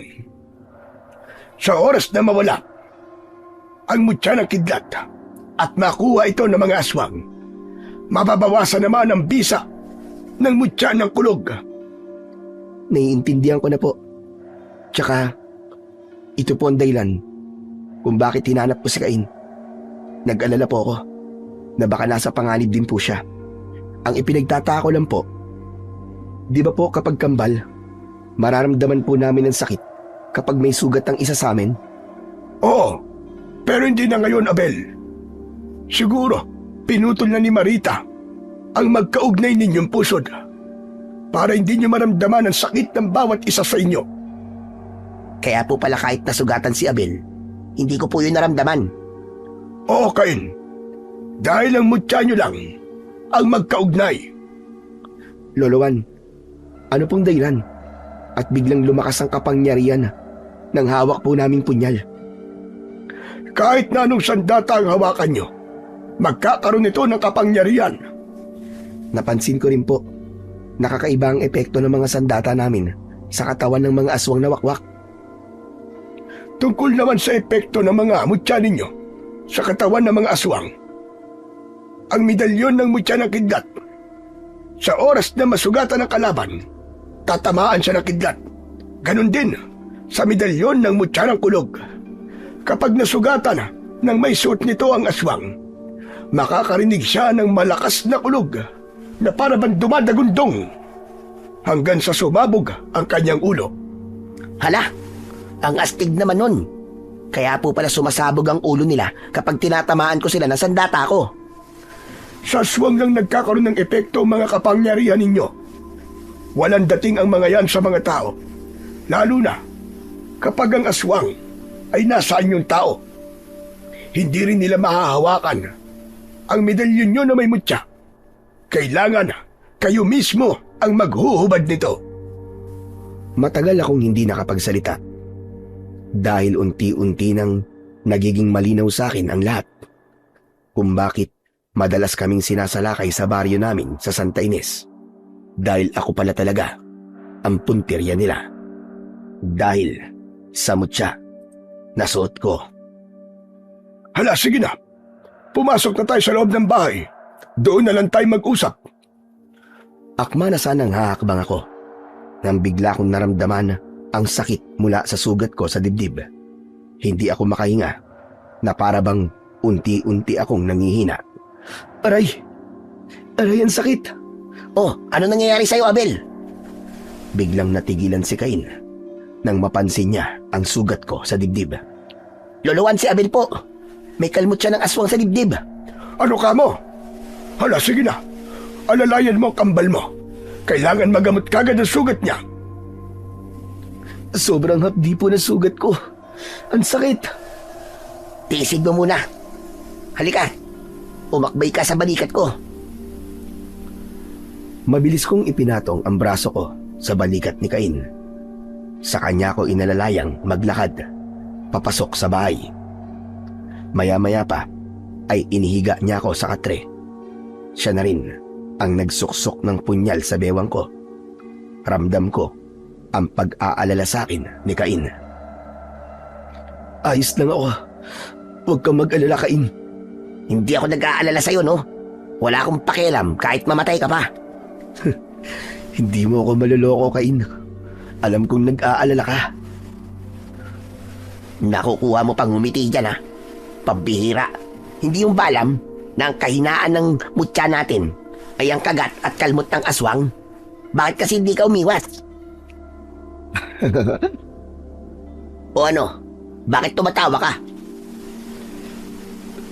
Sabi ko na kasing nag-aalala ka nga eh. Dismayadong napailing si Cain.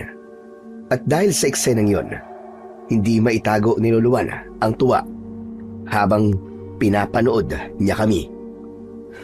Masarap kayong panoorin, mga apo. Magkasundo na kayo. Sana tuloy-tuloy na yan. Hala, sige na, Cain. Gamutin mo na ang sugat ni Abel. Teka, bakit po ako? Dahil nakita kong nag-aalala ka sa kakambal mo. Kaya ikaw mismo ang gumamot sa kanya. Sabi lang di ako nag-aalala eh. Bakit ba ang kulit nyo? Saka pa, tawa ka ng tawa.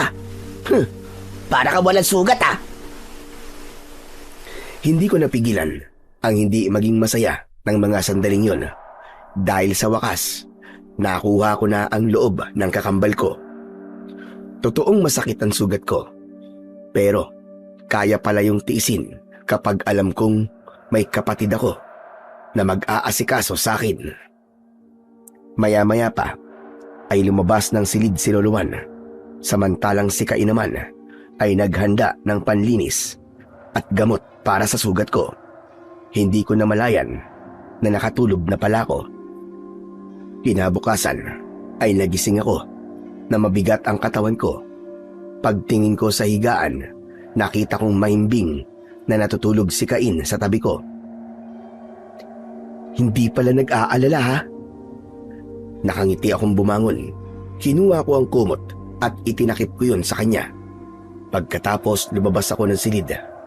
Wala si Luluan, kaya inakala kong natutulog pa ito. Nagpasya akong lumabas ng bahay. Ngunit nakita ko sina Timothy. Kasama niya ang 4 na mga batang nakalaban ni Cain kahapon. Papalapit sila sa akin, kaya naging alerto ko. Anong kailangan nyo? Bakit nandito kayo, ha? Naparito kami dahil gusto naming humingi ng pasensya sa iyo sa nangyari kahapon. Ayun ba? Wala yon. Kalimutan nyo na yon. Nasaan si Cain? Natutulog pa eh. Teka, bakit nyo hinahanap si Cain?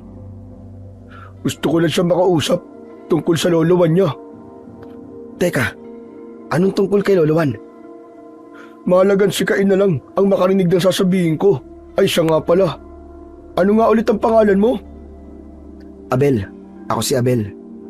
Pwede ko bang malaman kung ano ang tungkol kay Lolo Juan? Ano kasi? Anong kaguluhan to, ha?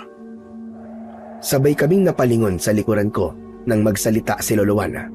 Nanlaki ang mga mata ni Timothy nang makita ang matanda. Abel, sa ibang araw na lang ha. Pakisabi kay Cain, magkita kami sa dating tagpuan. Teka sandali, saan kayo pupunta? Hindi na ako sinagot ni Timothy. Dahil mabilis siyang tumakbo. Pinigilan ako ni Lolo Juan sa braso. Abel, wag na. Wag mo na silang habulin. Huwag kang magtitiwala sa kanila. Kaaway sila ng kapatid mo. Baka may masama na naman silang binabalak kay Cain. Alam ko po, nakaaway po sila ni Cain. Mabuti naman at alam mong hindi sila mapagkakatiwalaan. Hala, sige na. Pumasok ka na sa loob at gisingin mo na si Cain. May inihanda akong almusal ninyo sa lamesa. Aalis na muna ako. Saan po kayo pupunta? Itatanong ko lang sa taong inutusan ko kung masusundo ba nila ang tatay mo. Ganun po ba? Sige po, mag-iingat po kayo, Lolo. Iniwanan ko si Lolo Juan sa labas ng bahay at diretso akong pumasok sa silid para gisingin si Cain. Cain? Cain, gising na. Gumising ka na dyan, Cain. Ha? Pero maaga pa eh. Nakahanda na raw ang almusal natin. Halika na, bumangon ka na dyan. Hinila ko ang kamay ni Cain para ibangon ito. Saka ako lumabas ng kwarto at nauna ako sa kanya na pumunta sa loob ng kusina. Nakita ko ang mga nakahain na pagkain sa lamesa. Meron din na mainit na kape. Biglang kumalam ang sikmura ko. Kaya hindi ko na hinintay si Cain. Nauna na akong kumain. Masarap ang lasa nun. Halos ayoko ng tigilan. Hindi ko rin pinansin ang pagdating ni Cain dahil hindi ko makontrol ang kamay ko sa pagsubo ng pagkain. Ganon din ang nangyari kay Cain. Nagtataka ko, parang may kakaiba sa pagkain. Tila may malakas na puwersang nagkokontrol sa aming katawan. Ano nangyayari? Bakit di ko mapigilan ang sarili ko? Ang sarap ng pagkain. Talaga bang ganito ang pagkain to? Talagang ganyan kasarap ang pagkain na inihain ko sa inyo, mga apo ko. Hindi na kasi ako makapaghintay. Masyado na matagal ang paghihintay ko sa inyong dalawa. Hala, sige na. Matulog na muna kayo. Hindi ko mapigilan ang nararamdaman kong pagbigat ng talukap ng aking mga mata. Hanggang sa tuluyan akong sumubsob sa lamesa. Ganon din si Cain. Nagising akong mainit ang pakiramdam. Naririnig ko rin ang mahinang bulong sa tabi ko. Dahan-dahan akong nagmulat ng mga mata. Nakita kong nakatalikod sa akin si Lolo Juan. Nakita ko rin na nasa tabi ko si Cain. Tulog pa rin ito. Napansin kong maraming kandila sa paligid namin ng kambal ko. Nasa gitna kami ng kakawian. Gabi na ng mga oras na yon. Maya-maya pa ay nagsalita si Lolo Juan. Mahal kong Panginoon, narito na po sa harapan ninyo ang mga alay ko. Ang kambal na may tangan ng mutya ng kulog at kidlat. Nagsusumamo ko. Ipagkaloob niyo po sa akin ang kapangyarihang walang hanggan. Anong nangyayari? Anong ginagawa niya? Habang nakatalikod sa akin si Lolo Juan, sinipa ko si Cain para magising ito. Ngunit malalim ang pagkakatulog ng kambal ko. Indikasyong pinainom kami ng pampatulog ni Lolo Juan. Nang mga sandaling yon ay hindi ko maintindihan kung bakit nasa gitna kami ng kagubatan habang pinaliligiran kami ng kulay itim na mga kandilang may sindi. Kasunod ng pagsambit ni Lolo Juan sa mga salita. Naramdaman ko ng mga sandaling yon ang pag-iinit ng medalyon kong may mutya ng kidlat. Nakakapaso ang init nun na hindi ko matiis at gusto kong hubarin ang kwintas ko. Anong ginagawa niyo? Mabuti naman at gising ka na. Kinukuha ko lang naman ang mutya ng kulog at kidlat sa inyo. Hindi ko mahawakan. Kaya ikaw na lang ang magtanggal. Sige na, ibigay mo sa akin ang medalyon mong may mutya. Teka, hindi ko naiintindihan eh. Sino ka man talaga? Tumawa ng malakas si Lolo Juan. Saka siya tumayo at tumitig sa akin. Matagal kitang hinintay para mabuo kayong dalawa ng kambal mo. At para mabuo ko na rin ang mga medalyon niyong may mutya. Kapag nangyari yun, magkakaroon ako ng malakas na kapangyarihan. Niloko niyo ako.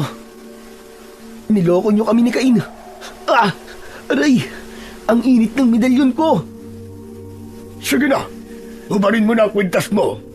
Mapapaso ka lang yan. Hindi. Hindi mo to makukuha sa akin. Maya-maya pa, si Cain naman ang sumigaw. Nagising siya dahil sa init ng kanyang medalyon. Aray! Ang sakit! Lolo Juan, niligtas mo kami! Hindi ko na kaya ang init! Cain, makinig ka. Kalaban siya. Siya ang nagdala sa atin dito. Nilagyan niya ng pampatulog ang pagkain natin. Nagkakamali ka. Nasa kape ang pampatulog. Anong ibig mo sabihin? Niloko niya tayo, Cain. Lolo Juan, anong ibig sabihin nito? Apo nyo kami, di ba? Hindi ko kayo totoong apo. Nagpanggap lang ako na lolo nyo para makuha at makumpleto ang mga mutya. Kaya ibigay nyo na ang mga yan sa akin. Hindi mo to makukuha sa amin. Isa kang demonyo. At ang dapat sa'yo, mamatay. Mas matutuwa kayo kapag nalaman niyong ako ang totoong pumatay kay Marita. At ngayon naman, hawak ko ang inyong ama na si Abraham. Ha? Anong ibig mong sabihin? Kapag hindi ako nakabalik sa kubong pinagdalhan ko sa kanya, papatayin siya ng mga alagad ko. Kaya mabuti pa, kusaan nyo nang ibigay sa akin ang mga medalyon ninyo. Napatingin ako kay Cain na nalilito pa rin sa nangyayari. Napakasama mo. Pinatay mo si nanay. At ngayon, biyag mo naman si tatay. Papatayin ko rin kayo kapag hindi kayo sumunod sa utos ko. Dahil sa narinig ni Cain, nagalit siya at tumayo siya para atakihin si Lolo Juan. Ngunit naiwasan ng matanda ang suntok nito. Kaya ako naman ang umatake sa matanda. Sinuntok ko siya sa muka. Dahil dun, bumagsak siya sa lupa at nasira ang mga nakahilerang kandila. Saka nawala ang pag-iinit ng medalyon namin. Inalalayan kong tumayo si Cain at lumabas kami sa bilog ng kandila. Kahit tumakas kayo, babalik pa rin kayo sa akin dahil hawak ko ang tatay ninyo. Yun ang pagkakamaling ginawa mo, Abel. Nagtiwala ka kagad sa akin. Kaya natuntun ko ang kinaroroonan ng magaling mong ama. Kaya naman, sumuko na kayo. Hindi kami susuko sa iyo ng kapatid ko. Pinapa ko ang punyal sa bewang ko, pero wala yun. Ganon din si Cain. Kinuha rin ang sandata nito. Nasaan ang sandata ko? Ibigay mo sa akin! Itinapon ko yun dahil alam kong pwede niyong gamitin yun laban sa akin at sa mga alagad ko. Pagkasabi nito tungkol sa kanyang mga alagad, bumaba sa lupa ang mga aswang wakwak na nakadapo lang pala sa mga sanga ng puno. Humanay ang mga aswang habang umaangin na parabang galit na aso. Mapupula ang kanilang mga mata at panay ang pagaspas ng kanilang mga pakpak. Cain, kailangan nating lumaban. Ililigtas natin si tatay. Dumampot ako ng kahoy. Ganon din si Cain. Itinutok namin yun sa mga alagad ni Lolo Juan. Hindi ko hahayaan na magtagumpay kang matanda ka. Lalo na ngayon na nalaman kong ikaw pala ang pumatay kay nanay. Mabilis na sumugod si Cain sa kinaroroonan ng matanda. Naglaban silang dalawa, samantalang ako naman ay umatake sa mga aswang na wakwak. Tumalon ako ng mataas at lahat sila ay pinalo ko ng kahoy sa ulo. Lumiwanag ang medalyon ko at gumuhit ang kidlat sa kalangitan. Paghampas ko sa katawan nila, tinamaan sila ng kidlat. Napuno ng ingay ng pag-angil ang buong paligid. Isa-isa silang nasunog at naging abo. Nang balingan ko naman si Cain, binuhat na ito ni Loloan. Mabilis akong tumakbo para iligtas ang kakambal ko. Subalit ibinilibag niya sa akin si Cain. Tinamaan ako sa katawan, kaya sabay kaming bumagsak ng kakambal ko sa lupa. Hindi ako magpapakahirap na ganito kung hindi ko makukuha ang mga medalyon ninyo! Mula sa aming harapan, nagbago ang anyo ni Loloan. Humaba ang bibig nito na parabang sanguso ng aso. Tinubuan ito ng balahibo sa katawan. Ang kanyang mga tenga ay mataas pa sa kanyang ulo. Naging kulay pula ang mata nito na parabang nagbabagang apoy. Lumitaw rin ang kanyang mga ngipin na parabang lagari. Idinipa ng halimaw ang kanyang braso, kaya nakita namin ni Cain kung paanong humaba ang mga kuko nito na parabang karit. Isa siyang aswang na asbo. Matagal kong hinintay ang pagkakataong ito. Ang makumpleto ko ang mga mutya ninyo. Kung hindi ko makukuha ang mga yan, kakainin ko na lang kayo ng buhay nang magbunga naman ang lahat ng mga paghihirap ko. Kung ang inaakala mo ay mapapatay mo kami, pwes nagkakamali ka. Dahil hindi magtatagumpay ang kasamaan laban sa puwersa ng kabutihan. Kaya tikman mo ngayon ang lupit ng ganti ko! Sadyang padalos-dalos talagang magdesisyon si Cain. Kaya hindi nito pinansin kung gaano kalakas ang kalaban namin. Inatake nito ng palo ang aswang na asbo na si Loloan. Ngunit nakaiwas ito at gumanti ng suntok sa dibdib ni Cain. Bumagsak sa lupa ng pasadsad ang kakambal ko.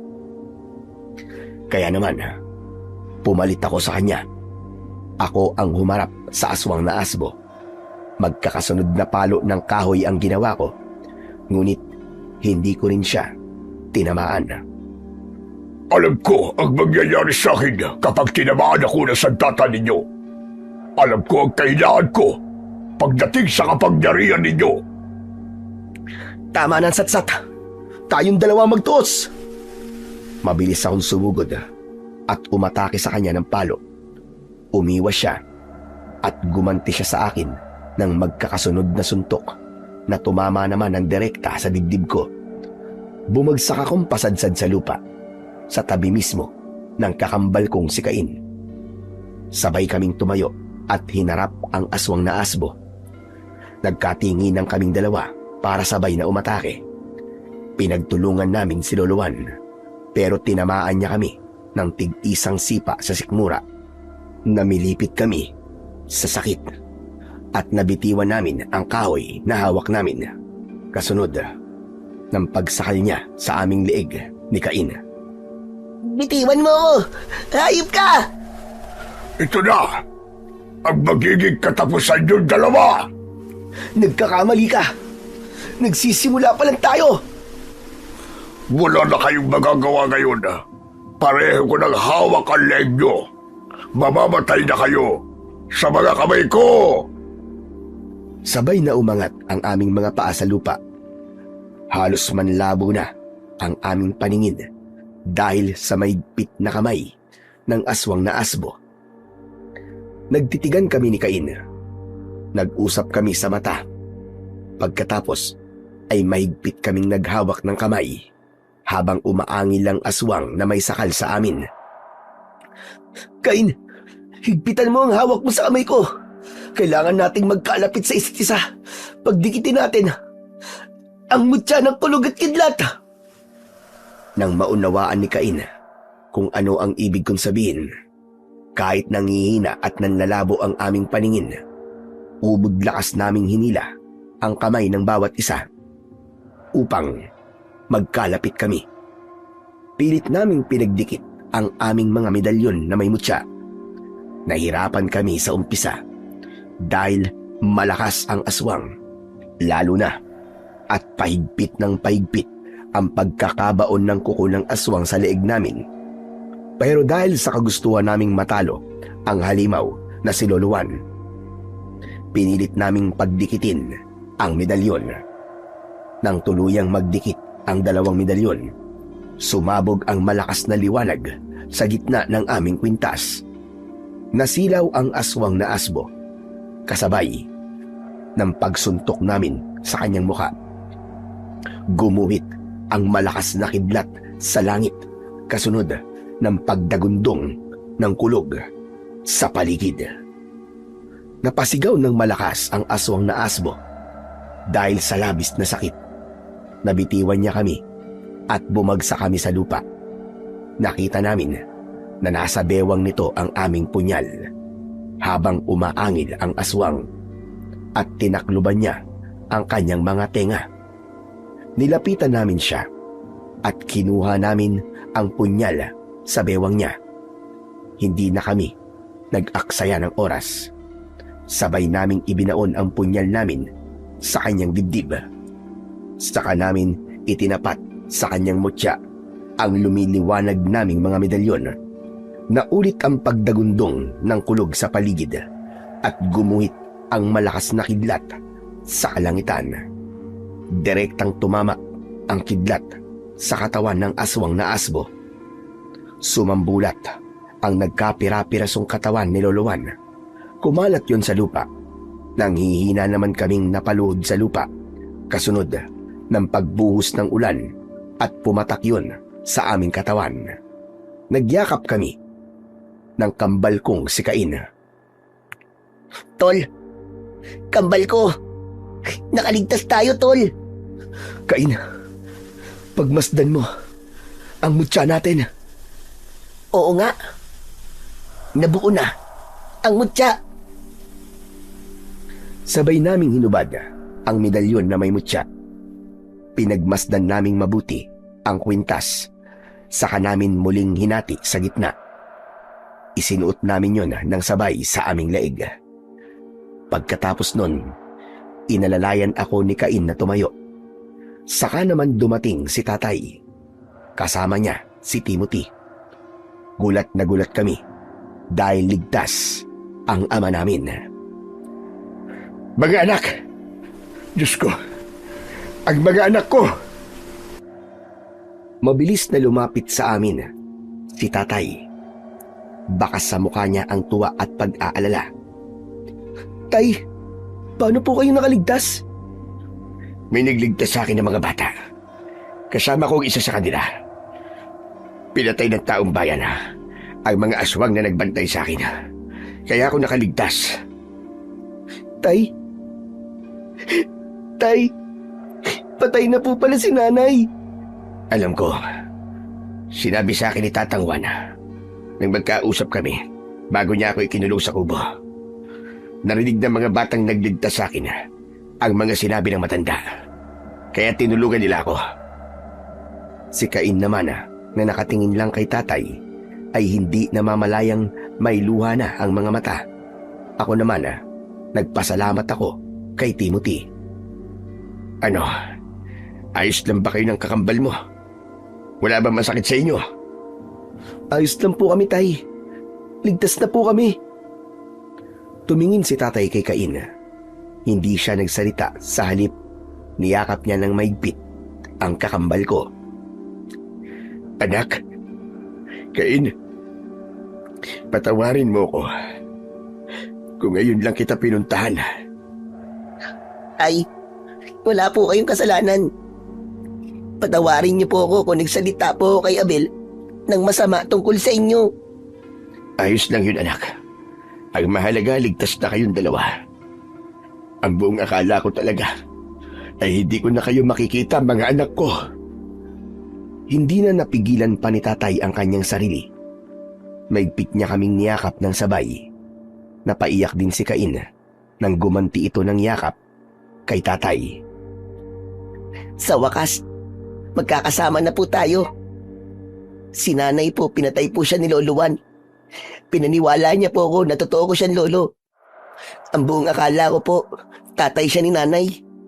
Yung pala, balak niya lang pong kunin ang medalyon namin ni Abel. Oo, anak. Alam ko na ang lahat. Pero hindi siya nagtagumpay, mga anak ko. Ginabayan kayo ng Diyos. Huwag kayo mag-alala. Dahil hindi na ako makakapayag na magkahiwalay pa tayong muli. Isang matamis na ngiti ang gumuhit sa labi ni tatay ng mga sandaling yun.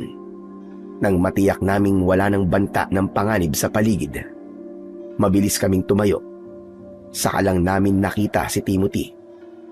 Nakangiti ito at masayang nakatingin sa aming tatlo. Pambihira naman yan. Nakakaingit naman kayo. Hindi nyo naalala na narito rin ako. Timothy, oo nga pala. Halika nga rito. Kinabig ni tatay si Timothy. Saka mahigpit na niyakap at ginulo ang buhok nito. Maraming salamat, ha. Maraming salamat sa pagkakaligtas mo sa akin. Wala pang ano man yun, Mang Abraham. Mabuti na lang po at nailigtas ko kayo dahil kung hindi, baka hindi na kayo nagkita ng mga anak ninyo. Bumitaw si tatay sa pagkakayakap niya kay Timothy. Saka siya umakbay sa aming dalawa ng kambal kong si Cain. Salamat sa tulong mo, Timothy, ha. Kundi dahil sa'yo, baka hindi namin nakasama si tatay. Naku, wala yun. Ang mahalaga, nalaman ko na ang masamang batang kagaya ko ay may pagkakataon din palang magbago at gumawa ng kabutihan para sa kapwa. Basta, alam mo tama ang ginagawa mo. Tama rin ang landas na tinatahak mo. Hindi ka naman masamang tao eh. Ang tunay na masasamang tao ay ang mga kagaya ni Lolo Juan. Tama si Cain, Timothy. Kaya magmula ngayon, kaibigan ka na namin, ha. Tropa na tayo, ha. Aba, dapat lang no. Malaki ang ginawa kong tulong para sa inyo eh. Para naman makabawi kayo sa ginawa niyo sa akin. Ano? Hindi, biro lang. Masyado naman kayong seryoso eh. Loko ka talaga. Akala ko totoo na eh. O wala, sige na mga bata. Umalis na tayo sa lugar na ito. Mahirap na. Baka mamaya may sumulpot pang aswang. Wala na pong aswang sa lugar na to, tay. Nang kumalat po ang malakas na liwanag kanina mula sa mga mutya po namin, tinamaan po ng kidlat ang lahat ng mga aswang. Kaya pati bakas nila ay wala na rin po. Dahil binura na po ng ulan. Nagkatawanan kaming lahat dahil sa mga sinabi ko. Pero totoo yun. Dahil nakita ko kung paanong nasunog ang lahat ng mga aswang sa liwanag na kumalat sa paligid. Sinunog sila ng kidlat at pinaputok naman sila ng kulog. Pagkalipas ng ilang araw, dinalaw namin ang puntod ni Nanay Marita.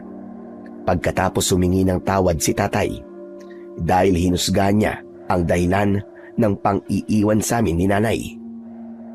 Saka ko lang naunawaan ang dahilan ni Marita kung bakit niya kayo pinaghiwalay na magkapatid. Ano pong dahilan niya, tay? Dahil ayaw niya na malagay ang buhay niyo sa panganib.